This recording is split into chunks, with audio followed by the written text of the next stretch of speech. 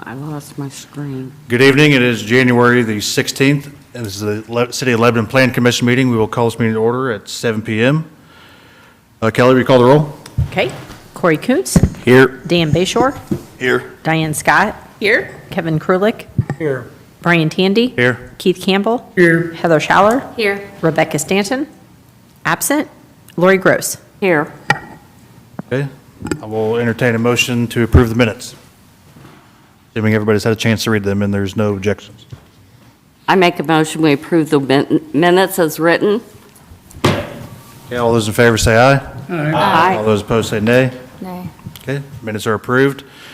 We have to have an election every year in January for the 2024 officers. I believe the president, vice president, and secretary. On the table, I would take one for the president position. I make a motion that we keep the officers as is.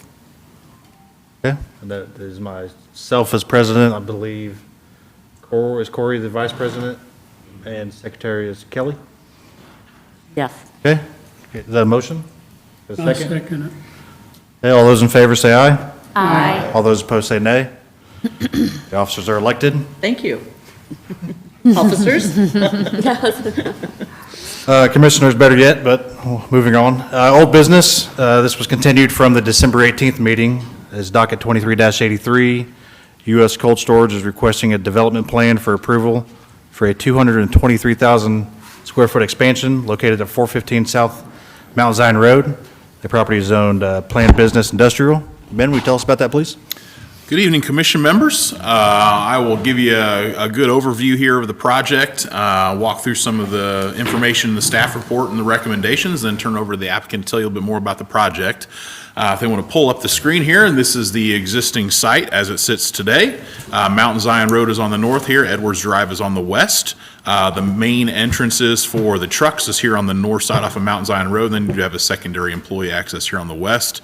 What is being contemplated here currently is an expansion that would fill in this north end of the property for a third-party manufacturer that would co-locate here with U.S. Cold Storage. So they'd be looking at an expansion of the freezer, production space, additional employee and truck parking that I'll show you here in a second. And then also because of the additions here, they do need some of their own space that's secure versus the space that's secure for U.S. Cold. So reworking how the trucks enter and exit the sites. And again, I'll show you that here in a second.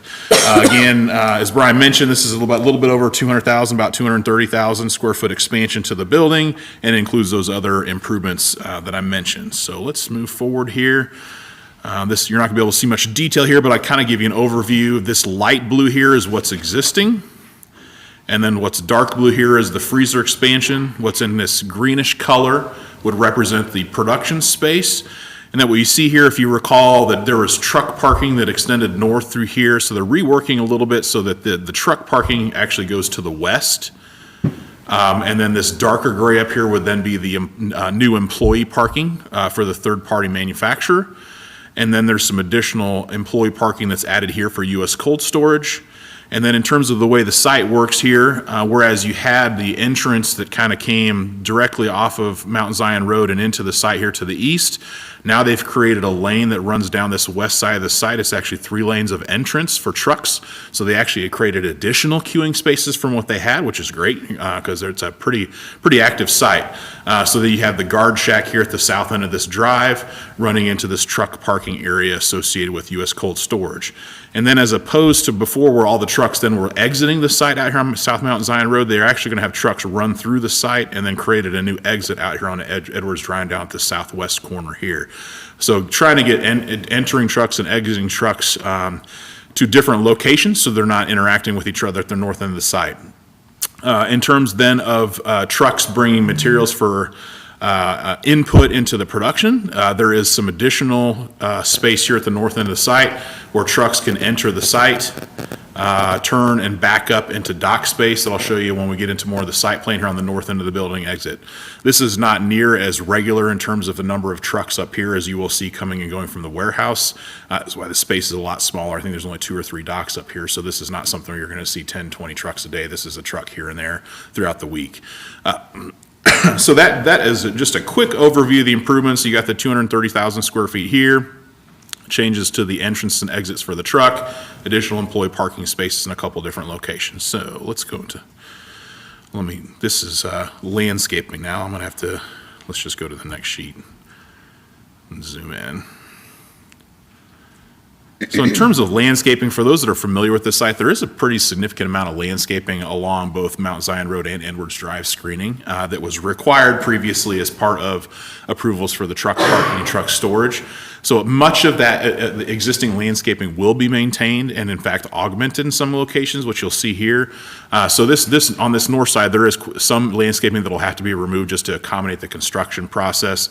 But you'll see here they're reestablishing a fairly significant tree line across the front of this new building, maintaining existing landscaping that you see in this area, but then also augmenting that with additional parking lot landscaping around this new parking lot and also interior parking lot landscaping per requirements.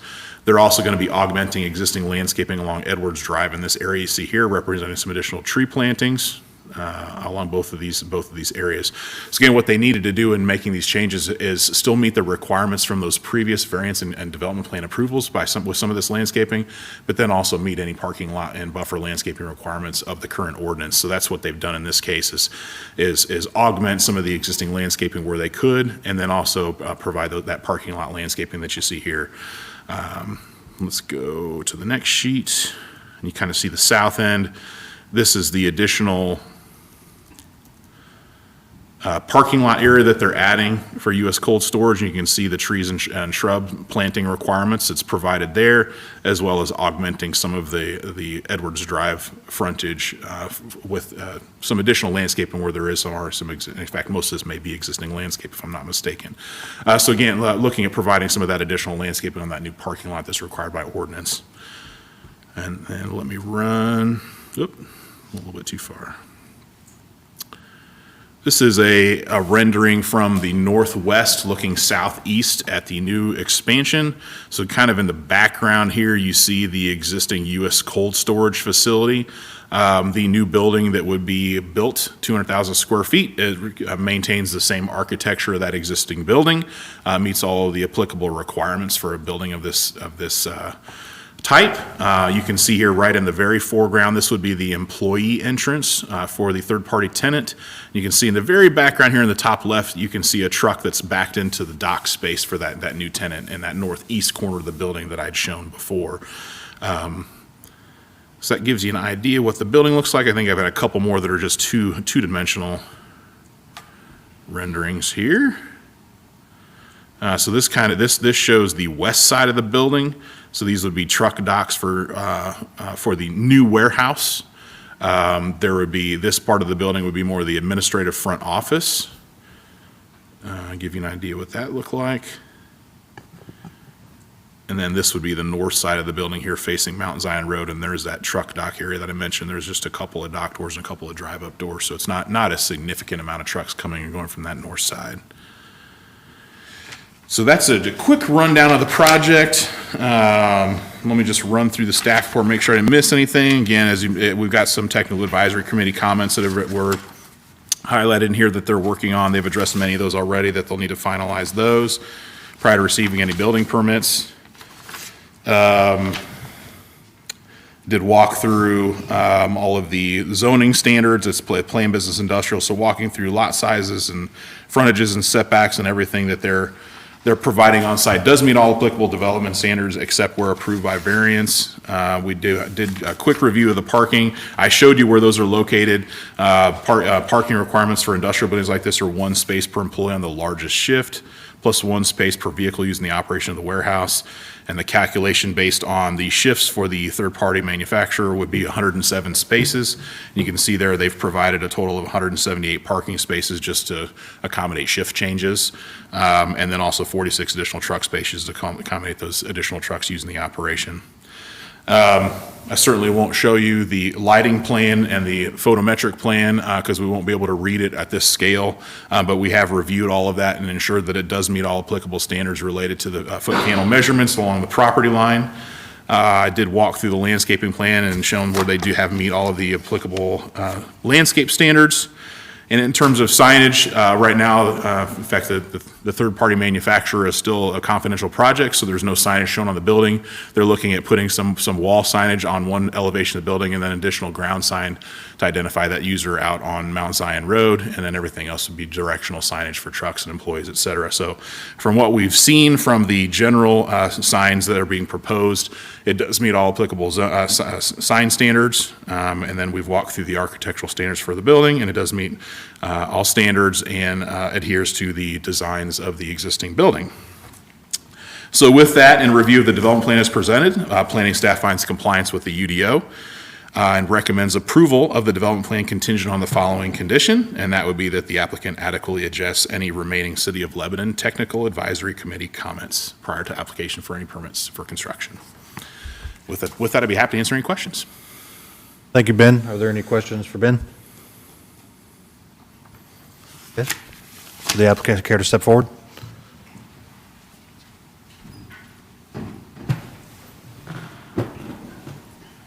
Good evening. My name is Adam Ashley. I'm the area director with U.S. Cold Storage. Joining me is, go ahead, Jeremy. Jeremy Bentley, architect of record for the building, works for United Insulated Structures, who's also the builder. Thank you. Questions for the applicant? Anything else you guys want to cover? And Ben did a great job as always, but No, I think Ben did a great job, so. fairly straightforward, similar to what you guys did last time, so. Yep. Just one quick question. I know semi-parking on the road out kind of in front of you guys has been an issue. Expanding to the 3 lanes is going to help alleviate that as well, correct? Correct. It'll get us an extra lane, and it'll also be deeper. Got it. So I do not know the number of trucks that we have planned to queue up there, but it is more. More. Yes. That's, and then on that side of the road, is it curbed or is it flat off? Do you know, Ben? It is curbed. So it's not as bad there as it is farther back in the park where the trucks are parking. I think that's some other users. So just curious. Thank you. Sure. Yeah, this expansion is, I think Ben said it's going to be for a third-party user, and it looks like maybe there's some office space in the front. Correct, yes. Okay. Yes. Any other questions, concerns? Okay, this is a public hearing, so we will open the public hearing for any comments from them. If you speak, please sign in, state your name and address, try to keep it 3 minutes or less. Close the public hearing. Okay, any further comment from the commission, the applicant, or Ben? I would entertain a motion for the development plan on docket 23-83.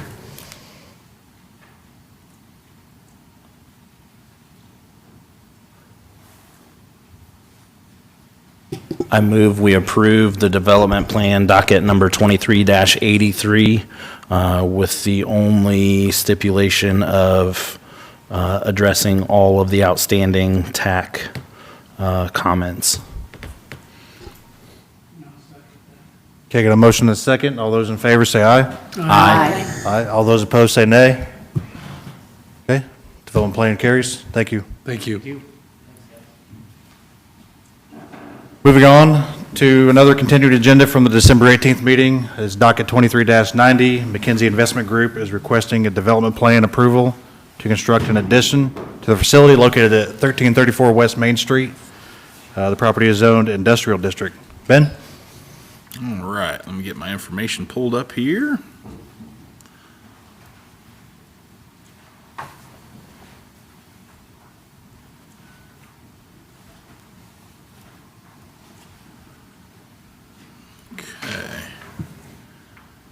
So this is another addition on an existing building, a little bit different scale of project than the last one we just looked at. This is located at 1334 West Main Street, which is, I'm trying to think if I've got the overall for you so you can see where we're talking about, and I don't know that I do. So this is an existing industrial building, single-tenant building. And there is a proposal to construct a little bit over 6,000 square foot expansion to that, and we can go ahead and pull the screen up, and I can show you that on here. So this is this is actually a private drive that comes off Main Street, so this one is actually back off the street with some other buildings in front of it. And then this is the existing building that sits north-south here. There's a small paved parking area here. There's a little bit of gravel here on this drive here. So what we'd be looking at is this expansion, about 6,200 square feet that you see here. Let the applicant talk a little bit about what his plans are for this building. This did come to us, and we had a handful of variances that they did receive at the December Board of Zoning Appeals meeting.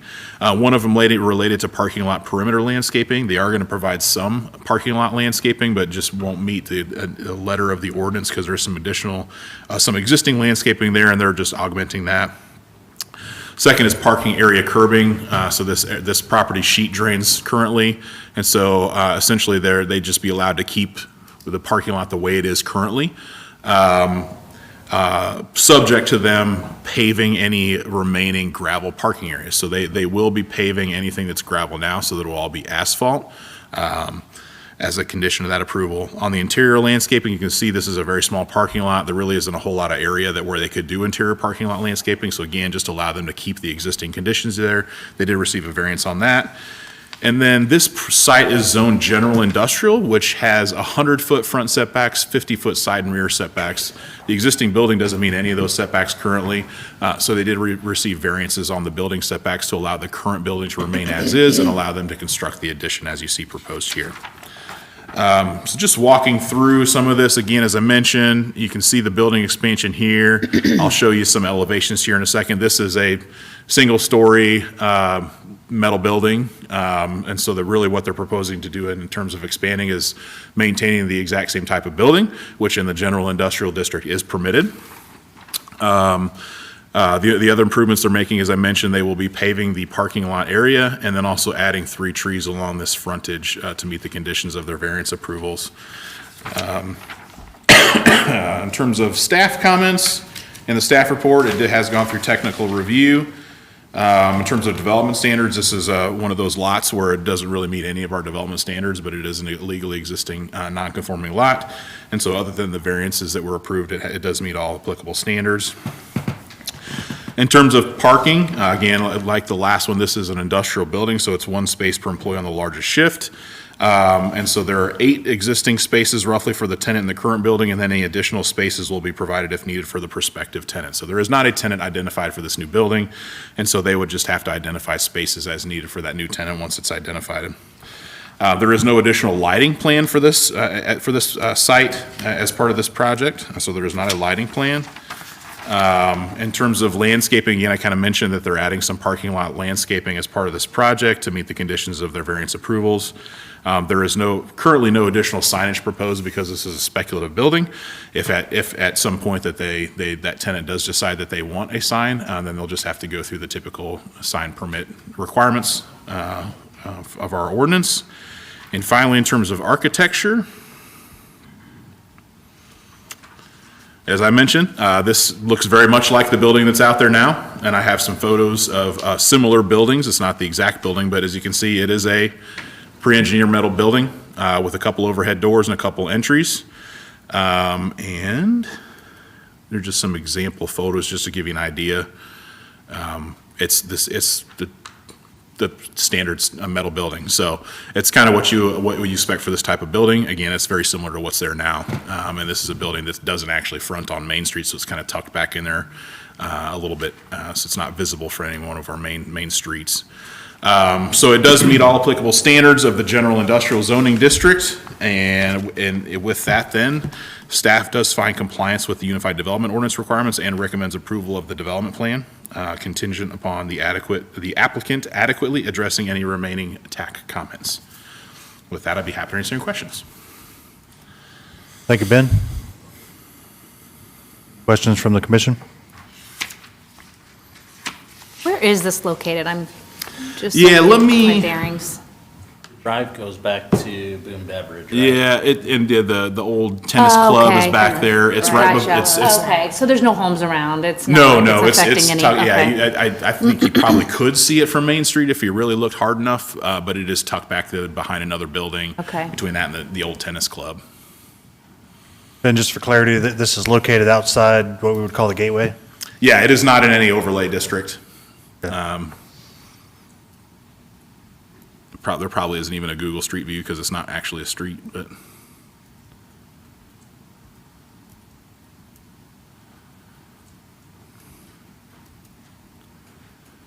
I guess this gives you an idea. Oop, just zoomed in a little too far. It's this building you see here. So you got the church building, Culligan. This is a private drive that goes back. Old tennis club and Boone Beverage back there. So yeah, it is tucked back in there. It's, as you can see, there's nothing residential anywhere in the area. Yeah, thank you for the clarification. Mhm. Any other questions or concerns for Ben? Hearing none, would the applicant care to step forward?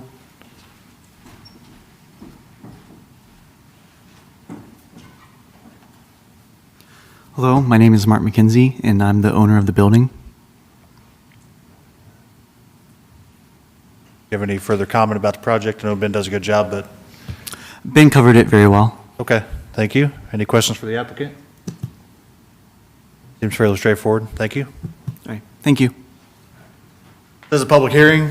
We will open the public hearing. Again, if you want to speak, please sign in. Try to keep it to 3 minutes or less.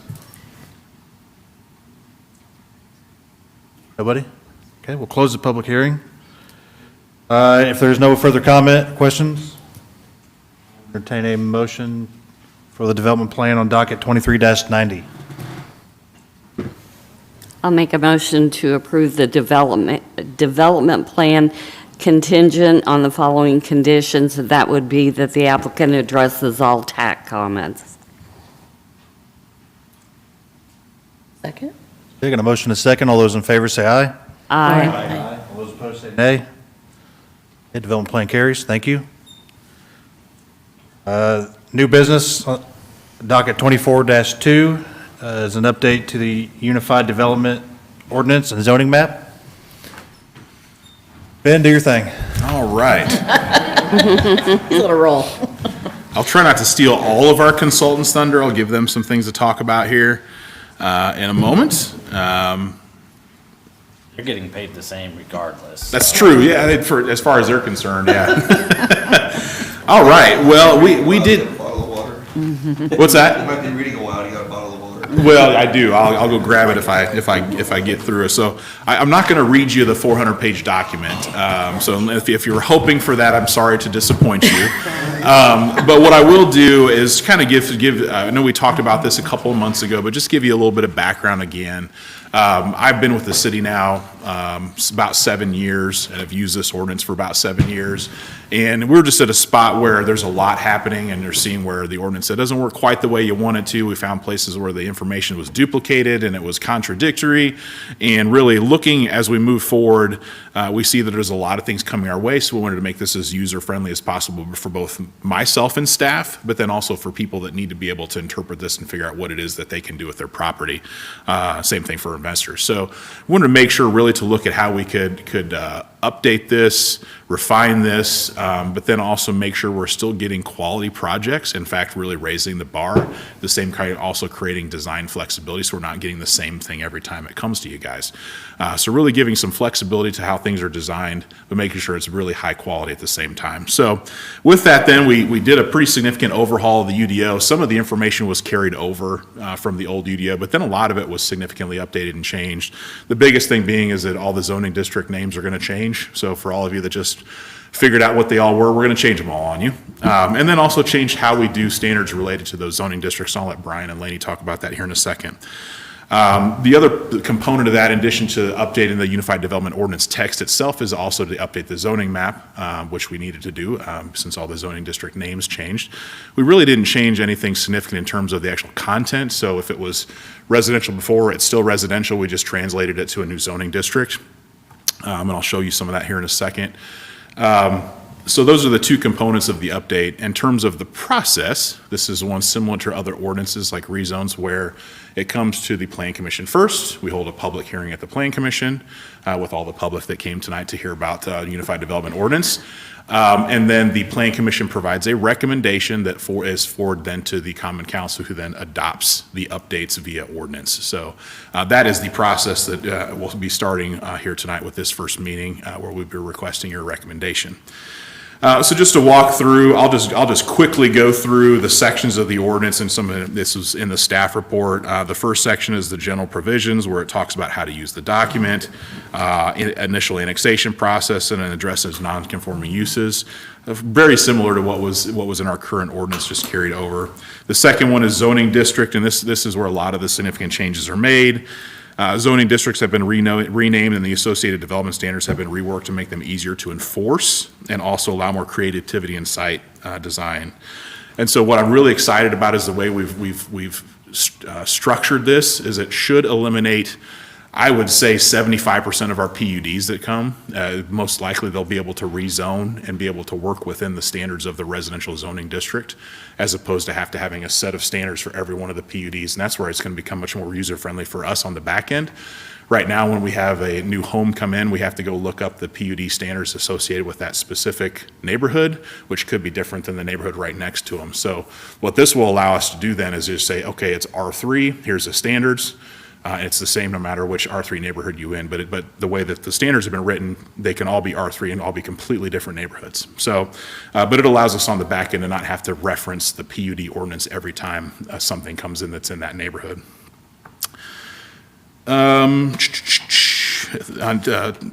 Chapter 3 is permitted uses, and it contains the typical use matrix we see with all of the uses outlined and where they are permitted and conditional. And then we've added some new uses, whether that was related to the LEAP district or, we made sure we addressed alternative energy, which is becoming more and more prevalent. And then also readdressed gas fueling stations in this ordinance and where they're permitted. As if you recall, for about the last year or so, we've had a prohibition within the overlays. So we've lifted that prohibition in this UDO and then created new standards for those uses, so that they have to be clustered together at intersections and not just spread out along the corridor. So also some requirements for separation from residential uses in zoning districts and additional design standards for those. So we did make sure that to address them, so we just don't have gas stations on every lot that it's sized appropriately for a gas station, trying to make sure they're strategically placed together. Section 4, or Chapter 4 is the LEAP district, and this essentially is carried over directly from the LEAP PUD that was approved last year. Just made sure we wanted to codify that in the UDO, so that's been added here. Section 5 is design and maintenance. So this has specific design standards for things like accessory uses, fences, infill development. A lot of that was carried over from the last UDO. But we do have some more robust standards related to property maintenance. Whereas before, we primarily just had, if you have tall grass, you have to cut it, and you have weeds, you have to pull them. Now we added some language that allows us to go after folks that aren't maintaining like shrubs that are overgrown, so we can make sure that they're maintaining things like that, and also for the property itself. So that just gives a little bit more teeth to what our code enforcement team is doing. The other thing that we added to the section is standards for short-term rentals. Not that we're looking to limit them, but if you are doing a short-term rental, you do have to register, and then there are standards associated with making sure you've got contact information posted to the property and things like that. So this is a pretty typical set of standards that a lot of communities are adopting to make sure that there's just some oversight to how those are done.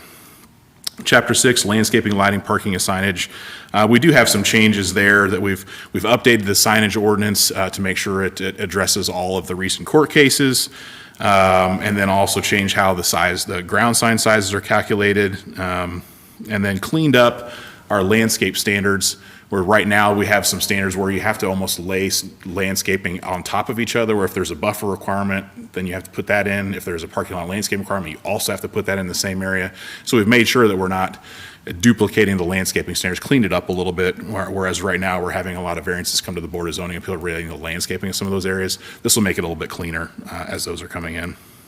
Chapter 7 is subdivision regulations. It's all about the approval process for neighborhoods, architectural standards associated with specific uses, et cetera. Chapter 8 is process and permits, and it outlines the approval process for all planning department applications.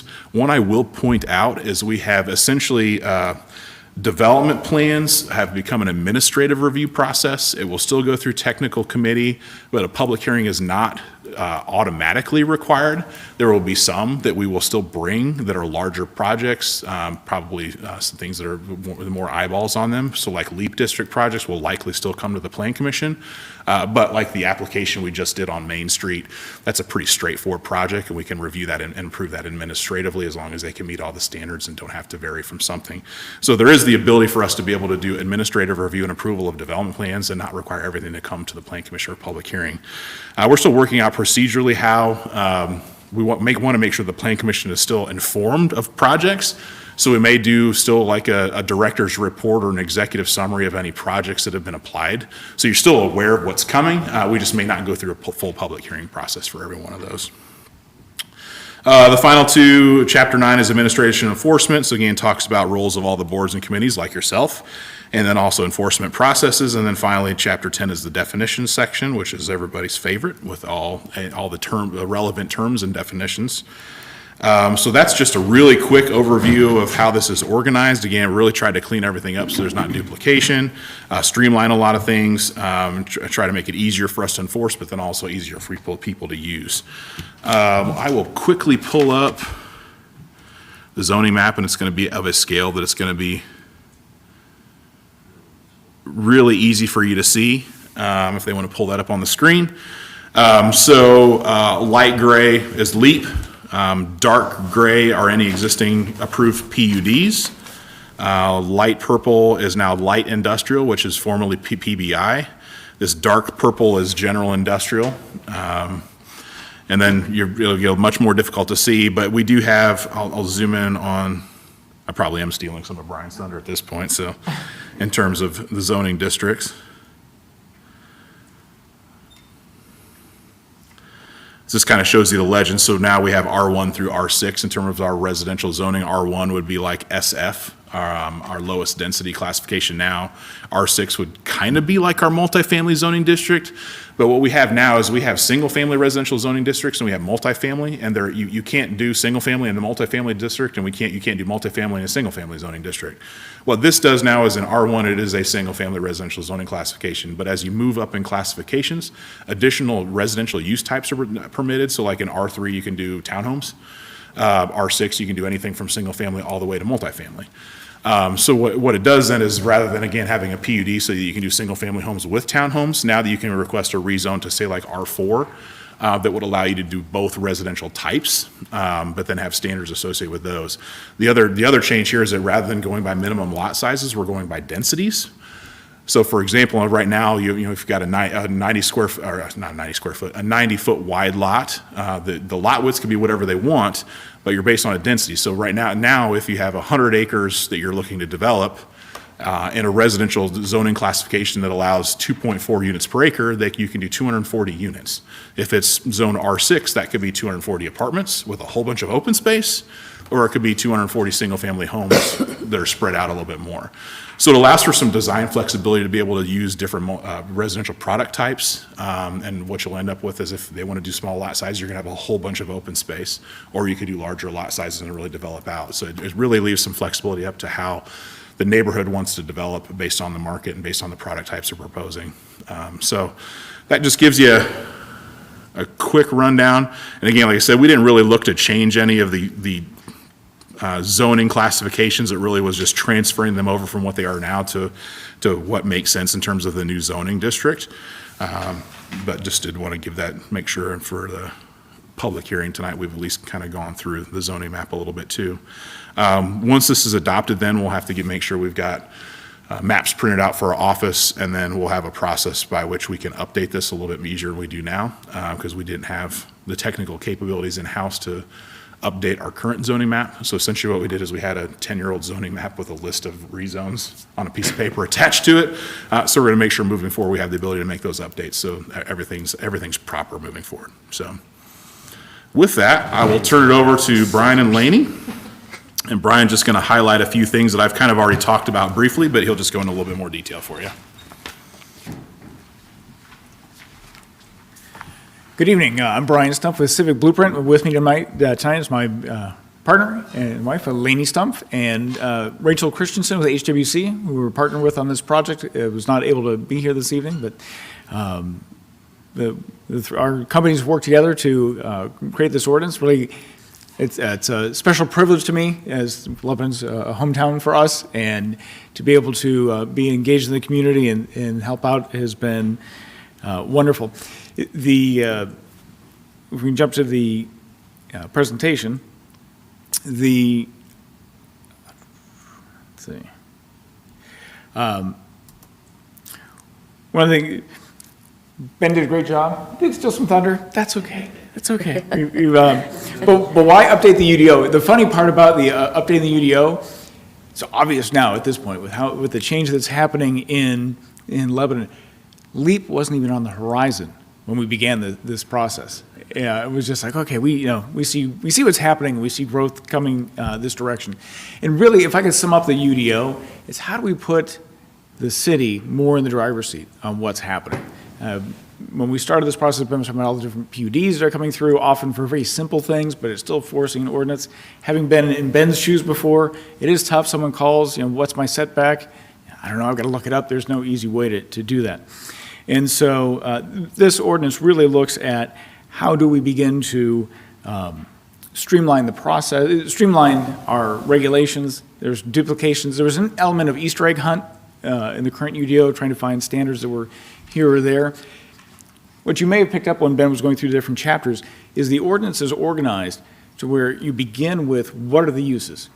And so because when someone calls Ben, they're usually asking one of two things. I'm in this district, what can I do? Or I do this kind of business, where do I need to go? What district do I need to be in? So we start with the uses, and then it sort of funnels down into, okay, here's the uses, here is the site plan, the development requirements, and then into the approval processes. One of the things, probably the biggest area of change where we changed the ordinance was in the residential districts. As Ben mentioned, we had a lot of silos that didn't allow any overlapping. And this, we've switched to having R1 to R6. And essentially, the density goes up as you go into those districts. And then the uses begin to blend. The neighborhood business and things pretty much carried over very similar. Not as many changes there. And then we've added LEAP. The PUDs, still allowed, but we believe that the changes that we've made are really going to, again, sort of keep the city in the driver's seat where we want straight zoning on something. And the PUDs are great if it is something that is a large character building project or something that has really odd constraints on the site, things of that nature. On the residential, we are switching to regulating by density. So rather than lot size, which creates a lot of sameness, we're switching to density. And you'll notice in the residential portion of the ordinance, we have a top line number for density for the different districts, and that's it. That's how many homes are there. Great, you can choose how you want to locate those homes within the property as long as it meets the development standards for that specific district. So to show what this looks like of lot size versus density, here we've got a 10-acre site. It's got some trees on it. And then when you regulate by minimum lot size, it forces that sameness, and you're going to, just the economics of a site is that you're going to cover the site with as many homes as we can because of how it fits. The other way, and what the new UDO allows, is on the far right you see the 17 homes on 10 acres, same number of homes, but by having that flexibility in lot size, you can save the trees, you can be more efficient with the infrastructure layout, which also helps the city long-term as far as making sure we've got roads that are being used and easier to maintain. It also provides variety within a community. So within a neighborhood, you can have several different lot sizes and things that allow and hit different price points that help really address some of the housing that's needed in the community.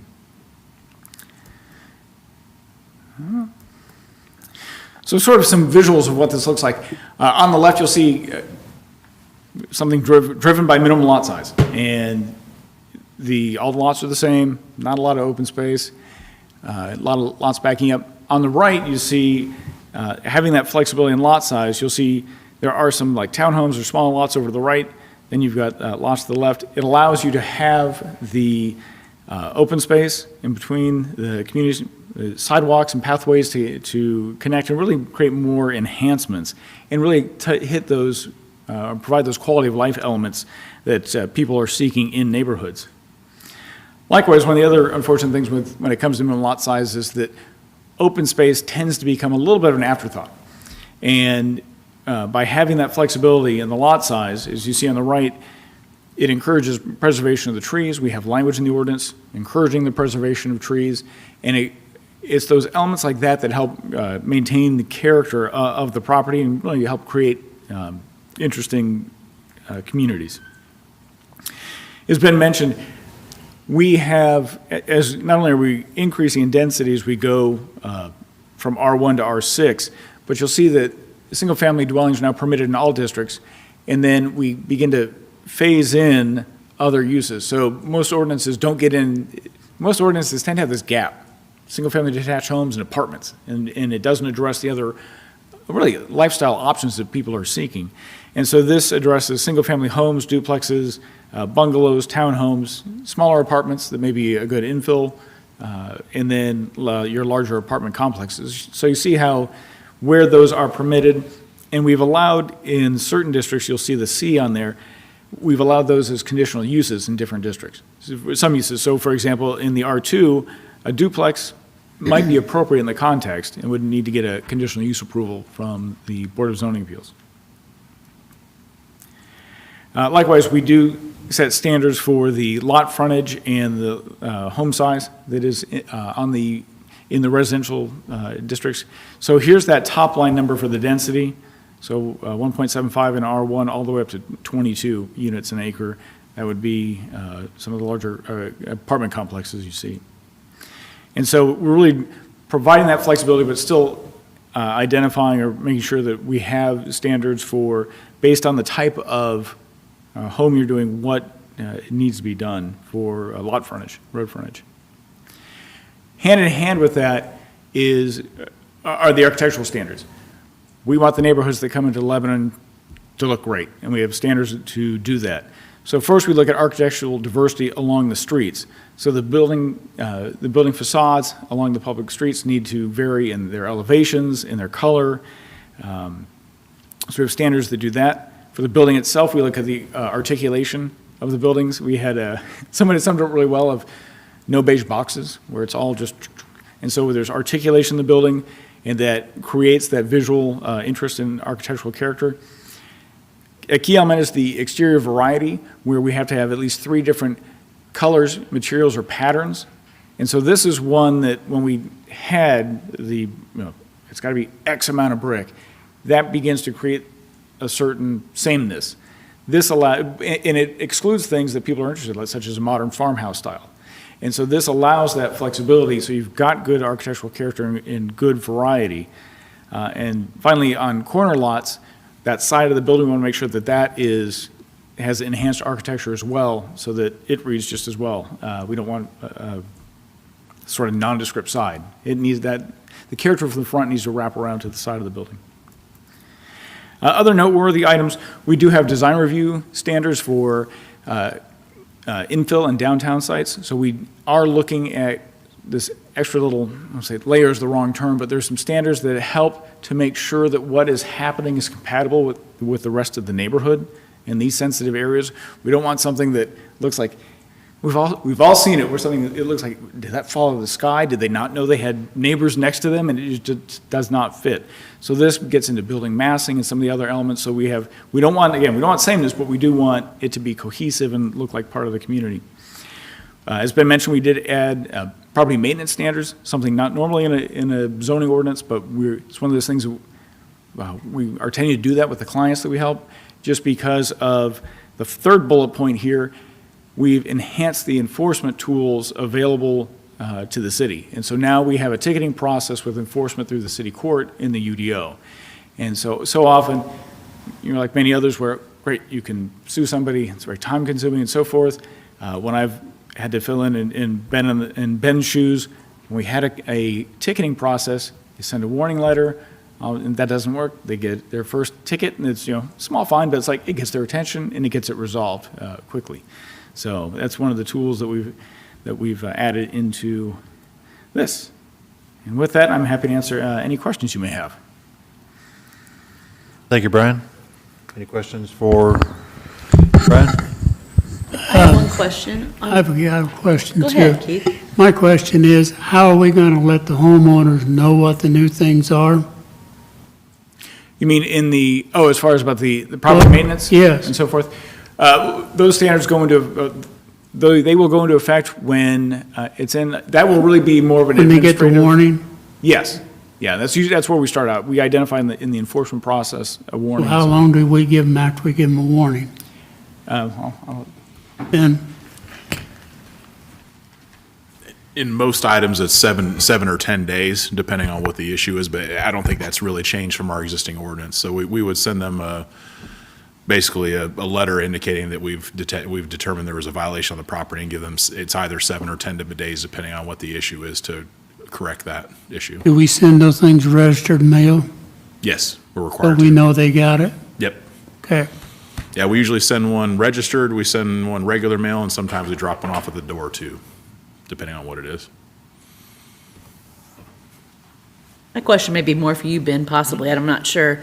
You mentioned in Chapter 2, there's a statement in here that says, this section also includes any special districts, including the existing overlay districts, which include the creation of a new recreation overlay district with special standards to allow related uses along the Big Four Trail. Could you elaborate on that just a little bit? That's intriguing. And I apologize for missing that. That was something that I saw that. we definitely wanted to make sure to add in here, is kind of, obviously, we're not going to have something similar to the Monon Trail through Carmel necessarily, but there may be locations where there are some uses like a bike shop or an ice cream parlor or something like that. And what we wanted to do is create the overlay where those uses would be oriented towards the trail as opposed to a street. So similar to what the Monon Trail's done through Hamilton County and Indianapolis, but this idea of creating little nodes where there are things for people to do along the trail and creating standards where something like that, where it's a lower intensity use likely that could fit within neighborhoods along the trail. So we wanted to make sure to create an overlay along that trail corridor so that we could encourage things like that are associated with users that would be on the trail. I suspected it was something like that. I love Yeah. it. And I remember in some of the original renderings I had seen of the LEAP district, there were visible, drawings of a lifestyle opportunity for people that enjoy that kind of activity, which Yeah, is really cool. There are definitely going to be some significant opportunities for that out in the mixed use area in the LEAP district. They're really using the Big Four Trail out there as the primary corridor essentially through that mixed use area. So they're really going to be building off of that. But there may be some areas along our existing Big Four Trail in town where you could see something at a much smaller scale, or maybe there's a building that could be transitioned to a small bike shop or something like that. We wanted to make sure to encourage those things to happen. That's great. Thank you. Ben, I just kind of want to piggyback on what I think Keith was getting at. What is the city's obligation to announce these? Is this it? Or do we have a marketing campaign? Yeah, we're gonna roll it out and make sure that people are aware of the changes. Like I said, again, we tried to transition the zoning district so it's in a similar zoning district, so it's not like we took somebody's residential property and made it industrial. So there shouldn't be anything that's terribly surprising. But yeah, we're gonna make sure that it gets out on the social media, and we'll make sure to get everything out on the city's webpage as soon as it's adopted to make sure everybody's aware. We've already started talking about it with some of the development partners who we've worked with regularly, just to kind of give them a heads up of some of the things that are coming. So yeah, we've started to roll it out to some people, the final draft. But yes, we want to make sure to get everything out on the city's website and through social media. If we need to do anything more than that, we'll certainly look at all options to make sure people are aware. Okay, good, thank you. I know you said we addressed the filling stations, but I know one other item that had come up in the past was C-stores. I think they're a little more prevalent now than what we may have seen in the past. Do we address C-stores directly in any of the UDOs? It's not something that came up in our conversation, so I don't recall. Okay. And then as kind of a follow-up to that, I didn't know if that would be qualified under the grocery usage or what the Yeah, defining factor would we've be. simplified a lot of the commercial uses in that table, so they fall into more broad categories as opposed to having, meat market and bakery as separate uses in there. Right. But I don't recall if we addressed Is there a difference in C-stores. the retail standards now, or? Well, essentially, as we looked at, you looked at the filling stations and where it kind of made sense and the bundling there versus C-stores have started to pop up in, I don't want to say residential areas, but maybe a thoroughfare overlay that don't make a ton of sense. So I didn't know if we contemplated C-stores anywhere, I think it would just be our standard. Yeah, I think it's probably pretty similar to what it is now. And I think, some of those corridors you're talking about are where it's zoned neighborhood business, where it allows a mix of commercial and residential to coexist. Right. So one thing, again, if we're having concerns about that, one thing we may want to look at is maybe rezoning some of those areas. If they're primarily residential, maybe it's Right. not appropriate for commercial. So maybe something we just need to look at moving forward if there's some areas that might make sense to do some rezones too. And then no major changes to temporary signage, right? It's pretty No, much in the same nothing thing. significant there. And then the last thing, I know we had been approached at one point, different developers looking at garage requirements on new builds. Do we still have garage requirements in all of the? Yeah, I think we wanted to make some modifications there because we've had some builders looking at, again, trying to hit the more first-time homebuyer part of the market. Right. That's one of those things where maybe some people are okay with a parking pad versus a garage. So I don't remember how we addressed it. That's certainly something that if somebody wanted to do something different, we can always go through approval process to do that as well. I can't remember how we addressed it in there. Yeah, thank you. Any other questions or comments for Ben or Brian? Oh, come on now, you know I had questions. Let's hear it, Dan. What you got? Okay.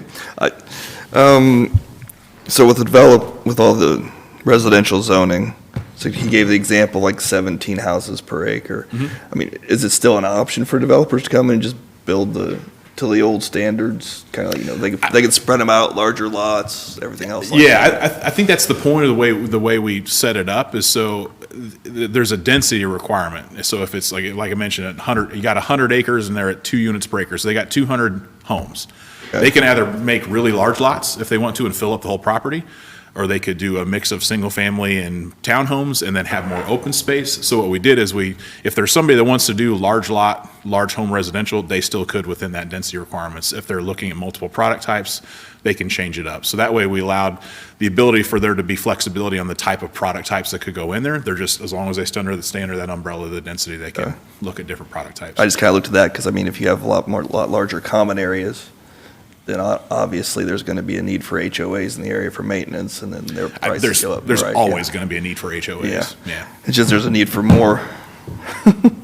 So, is there maintenance standards regarding the basically disrepair of homes, properties? Yeah, we still have unsafe building standards. So I guess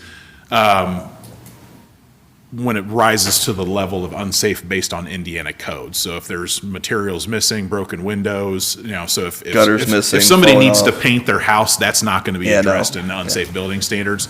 But anything that rises to the level of unsafe, like the structure itself is unsafe or it's not secured, not weather tight, those standards are all on there, and it's all based on Indiana code for the unsafe building law. And now there's an enforceability Yeah. portion. Yes, of yes, that. we've cleaned up the enforceability a little bit and strengthened that. And again, on the maintenance side, it's more of the lot maintenance that is that house maintenance. That's addressed, the building's addressed by the unsafe building standards. The lot allows us to, again, we could make sure that we could write somebody a letter if they weren't cutting their grass regularly.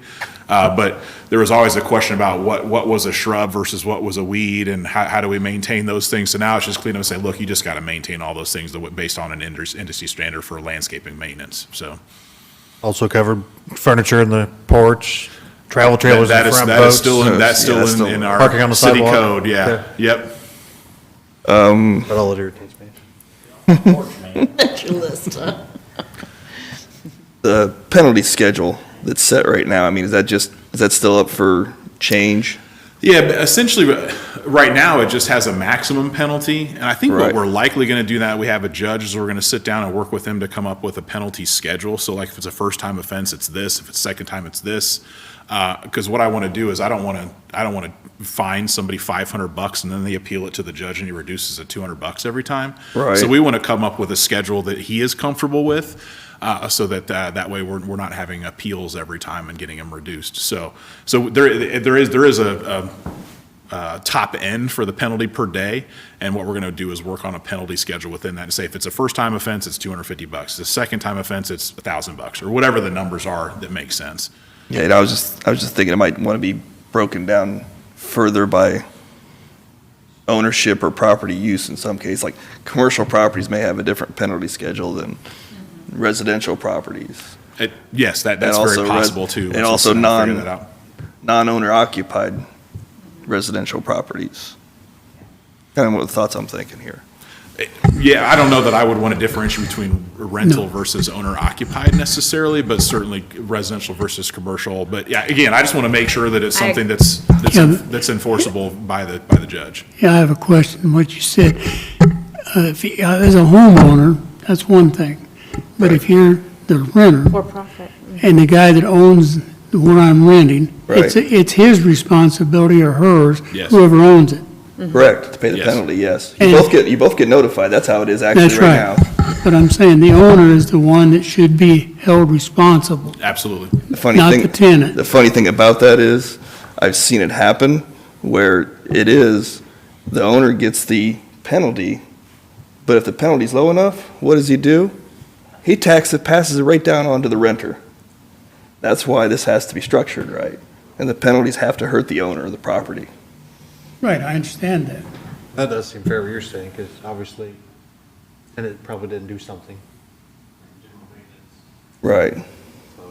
Yeah, it's typically yard maintenance is the issues we see on rentals. Or there's junk, which again is the tenant that's creating the violation, but it's still the owner's responsibility to make sure that it's Sometimes the corrected. junk doesn't necessarily, sometimes because the owners can actually store things on the property too. So that's where it becomes the other issue. That is certainly also a possibility. I would say 99% of the time, it's the tenant. Yeah, okay. Like I say, I've ran into a couple already where the insurance people that own the property even require the junk to be taken off. It's Yeah. actually the owners, not the tenants. But it also will, if you force the owner to be held responsible, they'll do a better job of maintaining it. That's what we That's do the whole now. point. Pure and simple. That's the point of the Yeah. increasing those penalties, to make sure that they're noticed. If we are going to start allowing homes being built without any garages, are we going to be running into more issues with stuff being out? I really don't expect that that's going to be a regular occurrence. That's going to be really a special type of product where we see that. I mean, I think still the market demand is for a two-car garage. So I don't think we're going to see a lot of neighborhoods built without garages or single-car garages. So, and I don't know that we would necessarily approve a whole bunch of neighborhoods without garages either. So I think it's probably not even an entire neighborhood like that. It's probably a section of neighborhood where they're trying to hit a first-time product, where they want some flexibility, where maybe they could add like a courtyard, a garage in the back, or just have a parking pad, and trying to hit some of those more affordable price points. But I don't see that becoming a normal occurrence where we would have that. I think it's a very special, small part of the market where you might see that. Any other questions or concerns? What is a time, obviously, we're going to roll this out to the council. They're going to read it twice. Yeah, and actually, we've already sent a draft to the council. Keith Wynn was about a month ago. We've already sent one of the early drafts to them and asked them for comments if they had any.